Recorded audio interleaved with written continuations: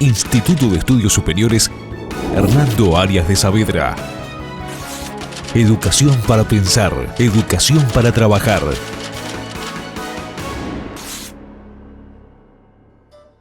La Expoferia Regional del Libro que se realizó en Posadas fue el marco para la presentación de la cuarta edición del libro Andresito Artigas en la Emancipación Americana, escrito por Salvador Cabral Arrechea, publicado por primera vez en el año 1980. Esta obra reconstruye documentalmente la actuación del general Andresito Artigas en el contexto de la naciente patria grande, militar, político, gobernante. Andresito, el glorioso luchador que dio su vida por la soberanía de la patria, sale del misterio y regresa a su tierra con su real dimensión humana y heroica.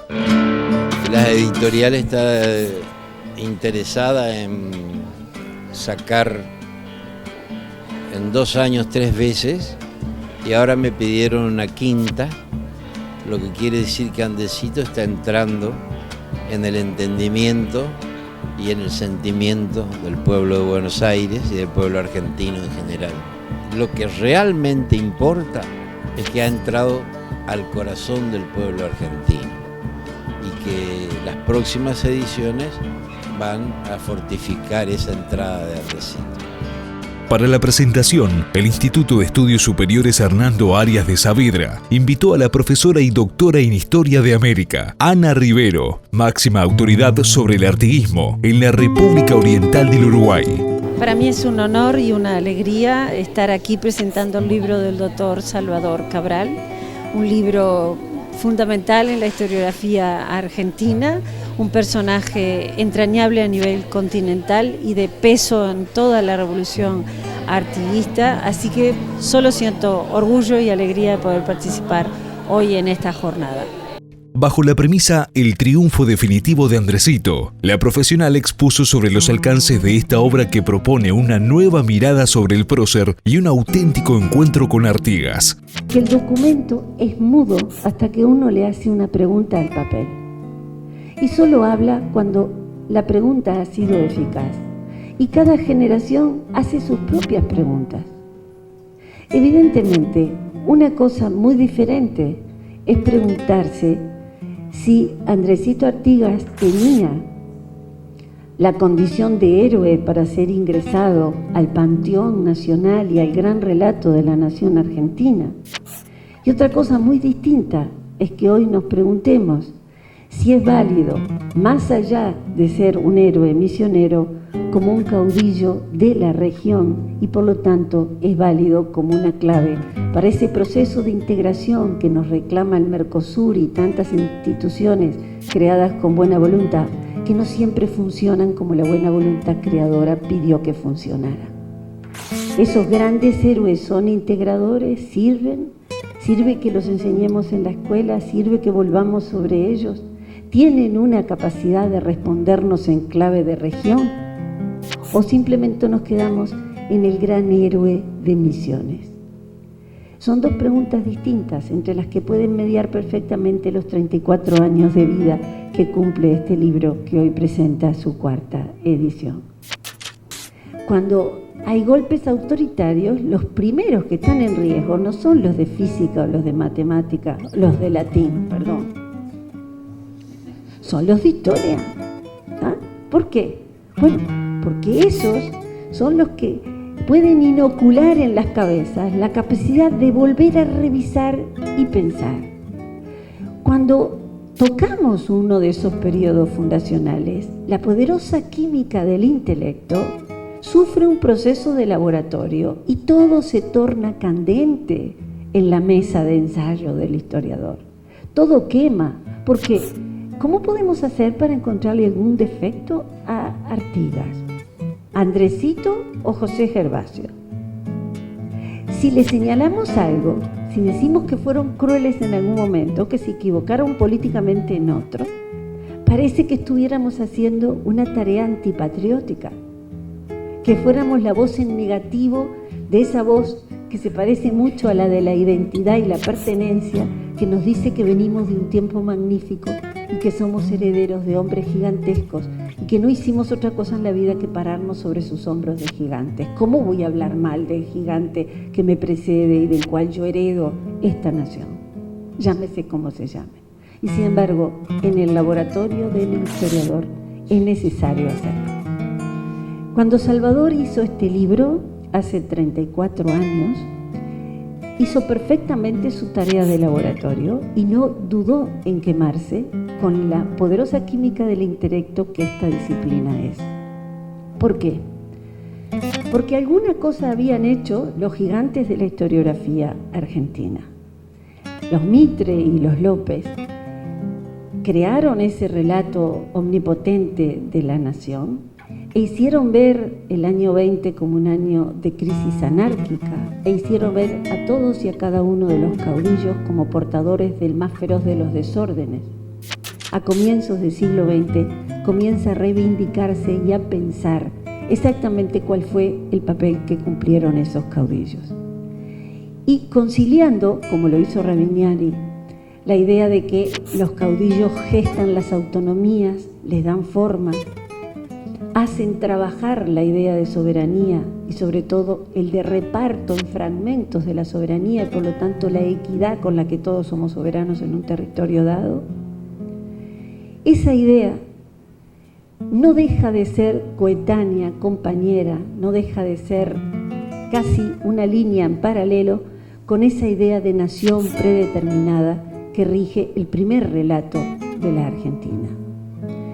Los caudillos pasaron a ser admitidos en un relato generoso en donde la nación era la vedette y la figura número uno. Faltaba, con los años, estudiar algo más que Rosas, algo más que el dilema unitarios y federales, y comenzar a rescatar a las figuras hasta ese momento menores que habían sido los que, como una suerte de levadura patriótica, habían ido levantando los territorios y defendiendo en cada rincón del otrora virreinato la capacidad de tomar decisiones políticas, la forja de la ciudadanía, la imantación de la palabra república con un sentido de proactividad política que hiciera que la palabra dijera algo más que la connotación que la palabra tenía cuando comenzó el proceso revolucionario de 1810. Cuando revisamos las palabras, hay que saber que república en 1810 significaba un régimen que allá hace muchos siglos ensayaron los romanos, que llegó a su fin y que lo acaban de reflotar hace poco los franceses para una revolución que terminó guillotinando a una parte importante de la sociedad francesa y que es además esa parte importante de la dirigencia de esa revolución la que ha invadido el territorio español y la que nos ha dejado sin la cabeza política que es el rey. O sea que república no era una palabra simpática. Hubo que ir connotándola fundamentalmente con una, de la cual Andresito Artigas es probablemente para ustedes el emblema más importante. Una palabra polivalente, casi difusa, que no precisaba mayor explicación y que al más sencillo de los hombres de Misiones, de la Banda Oriental, de Corrientes, de el Entre Ríos a lo largo y a lo ancho, de Córdoba, de cualquier sitio, le significaba enorme cantidad de cosas y una suerte de pasaporte para la rebeldía. Libertad. La palabra libertad fue polivalente.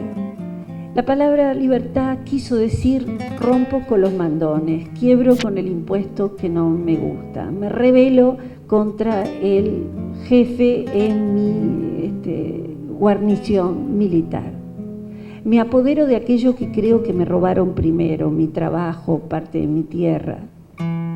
Hay un historiador uruguayo llamado Alberto Zunfelder que escribió una página preciosa en la que dice: la rebelión de 1811 para nosotros empezó un año después que para ustedes, fue una rebelión de instinto. Guerra al godo fue el grito, libertad, guerra al godo. Y al conjuro de esas palabras mágicas sale el indio de la espesura del monte y aúlla al pie de su toldería. Abandona el gaucho los rincones más apartados del territorio y se suma en rebeldía. y todos sienten que algo cálido corre por sus venas y el llamado es unánime. Salvador busca la esencia del jefe misionero y hace historia de verdad regional. Primer paso. Segundo paso, cuando él reivindica a Andresito, dice con toda claridad, no se comporta como un jefe indio, no hace una revolución indigenista, porque, de vuelta con pinzas, porque se vuelve a poner candente el material sobre la mesada del historiador, digamos la verdad, la revolución artiguista no fue indigenista nunca, no lo fue para los guaraníes, no lo fue para los charrúas. Es una revolución que promueve federación, igualación, república, libertades, pero no promueve el poder para los indígenas. Como tampoco dice, voy a eliminar la esclavitud, como nominalmente al menos sí lo hace la Asamblea General Constituyente de Buenos Aires en el año 13. Lo que Artigas hace es manumitir de verdad y de forma práctica, darle la libertad a los hombres que se suman a su revolución. Al negro que no se suma a su revolución no lo emancipa. Digamos las cosas con exactitud. ¿Qué dice Salvador? No es una revolución indígena, es una revolución. Es un indígena que se suma a la causa artiguista, que es una cosa distinta. Cuando uno dice esto, hay 3 o 4 conceptos que me gustaría decirles, vistos desde mi banda oriental. La revolución artiguista no fue indigenista, no fue antiesclavista, pero fue una revolución profundamente de ruptura. No fue una revolución que no hiciera honor a su nombre. Fue una revolución que propuso poderes locales, autonomía, furiosas autonomías locales. La independencia del Uruguay no se debe a Artigas, pero el germen de la independencia del Uruguay está en la furiosa autonomía que Artigas nos enseñó. Es una revolución que genera ciudadanos y mata a los súbditos que antes habían sido.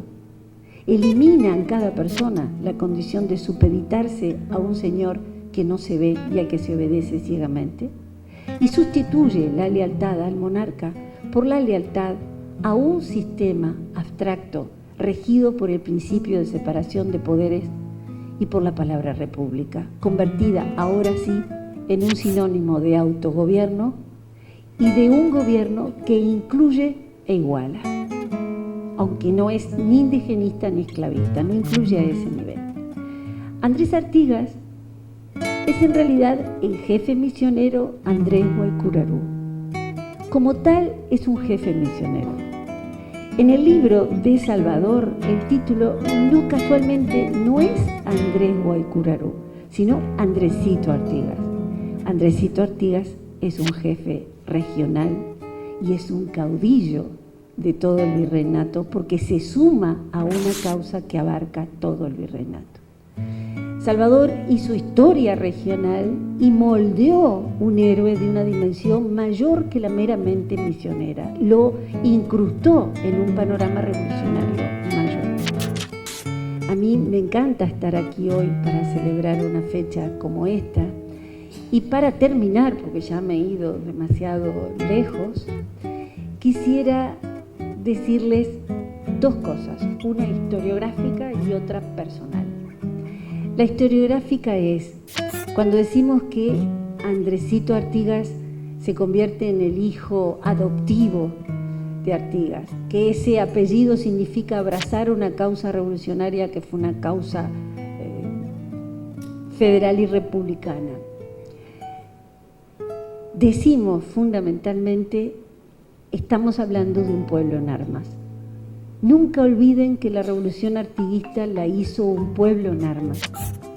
Y si quieren entender qué era eso, vayan a leer las cartas de los hermanos Robertson y vean el tipo de poder que representaba Artigas y por lo tanto van a entender el tipo de poder que escenificó tan impactantemente en Corrientes Andresito porque era de la misma estirpe.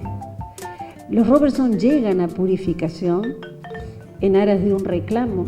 Las tropas artiguistas le han robado armas y ellos preguntan dónde está Artigas para ir a hacerle llegar la queja. Y les marcan el camino y llegan. Cuando llegan, los Robertson, con esa condición narrativa espectacular que suelen tener los ingleses, lo relatan muy bien. Dicen, ¿qué creen que vi? Al amo de la mitad del Nuevo Mundo. Y es cierto, el Nuevo Mundo, casi la mitad era todo el virreinato. Y el amo de la mitad de ese Nuevo Mundo era Artigas, era un poder importante. Pero era un poder agreste, áspero y bagual. Así que él dice, sorpresa, el amo de la mitad del Nuevo Mundo está en un rancho con techo de paja, piso de tierra.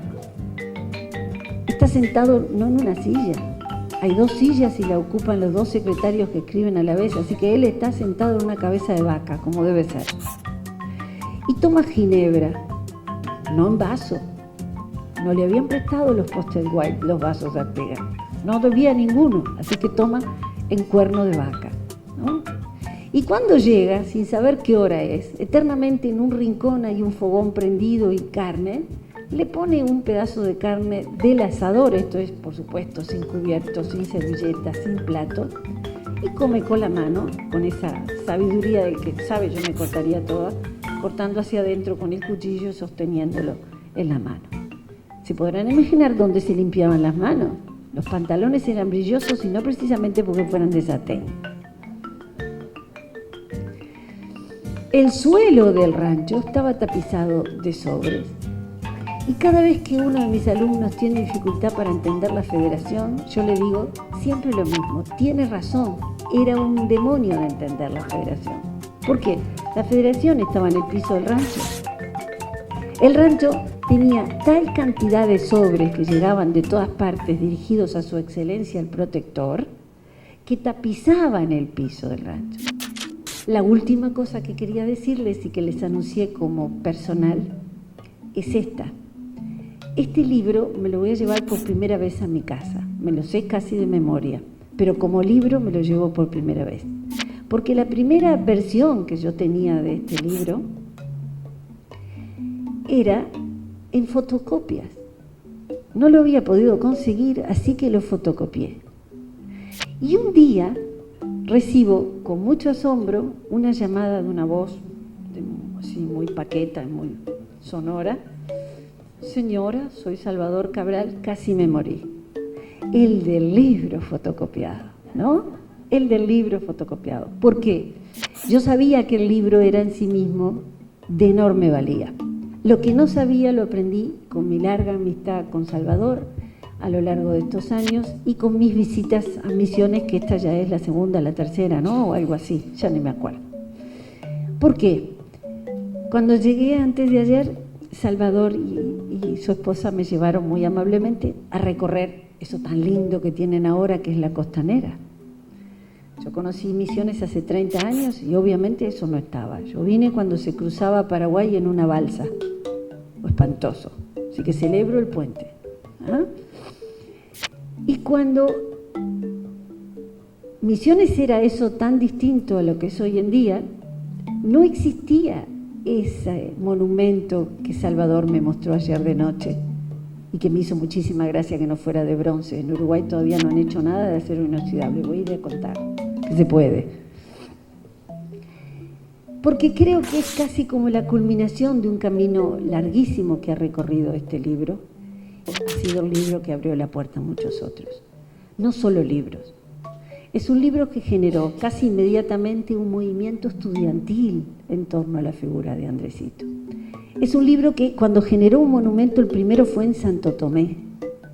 Después generó otros libros y muchos folletos. Y después, lo que hasta el día de hoy me sigue pareciendo increíble, quebró la memoria aristocrática y elitista de Corrientes, y Salvador, es Salvador en definitiva, ¿eh? Ustedes, es Salvador, consiguió un monumento en Corrientes.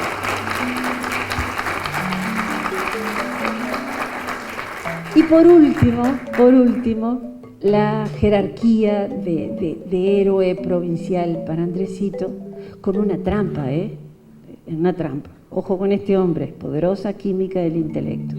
Él le da una dimensión más que provincial. Él lo inscribe en la revolución artiguista. No dejen de leer historia, no dejen de leer este libro y todos los que vengan. No dejen de recordar con beneplácito que la historia es un género de reescritura. Y a las maestras y profesoras, recuerden, poderosa química del intelecto. Somos explosivos, somos corrosivos. Por sobre todas las cosas corroemos todo tipo de cadena y de condena ideológica, porque si hay algún lugar donde la libertad sigue siendo una palabra con eco y con resonancia, es en cada una de las páginas de los libros que evocan a estos hombres maravillosos y gigantes, de los cuales tenemos que procurar ser dignos herederos. El doctor Salvador Cabral Arrechea muestra en esta obra el marco histórico en el que surge Andresito y recuerda su figura total que emerge del silencio, la calumnia o la leyenda a la que se lo ha confinado sucesivamente, para ocupar el lugar relevante que le corresponde entre los próceres de la emancipación continental. Instituto de Estudios Superiores Hernando Arias de Saavedra, www.ariasdesaavedra.edu.ar. Educación para pensar, educación para trabajar.